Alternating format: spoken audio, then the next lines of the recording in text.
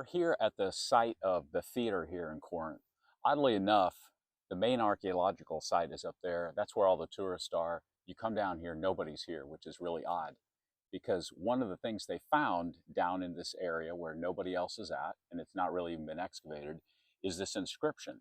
Now, this inscription is a really interesting inscription because it says it's from Erastus, who is the director of public works. It's a word like the aedileship or something like that.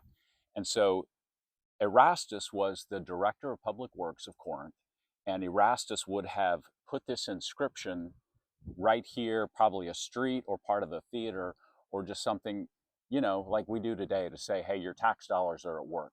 Like, I, Erastus, put the funds out, and this is my project, and that's why you should probably vote for me again. Something like that.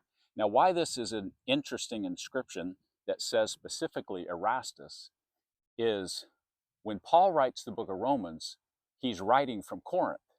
And in Romans chapter 16, Paul says, these almost very words, Paul says, so-and-so sends their greetings to you, this person sends their greetings. One of the person in Romans 16 that Paul sends greetings from is Erastus. And Paul specifically says who is the director of public works. So most scholars would look at this and go, this is very clear evidence. You have a name, a title, a location that match what Paul's saying in Romans chapter 16.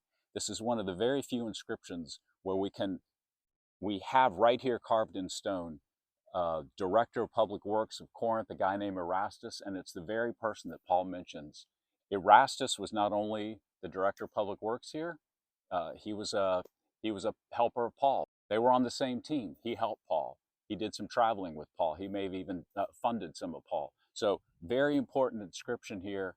Off to the side, a lot of people don't even come here, but it's a fascinating thing to find.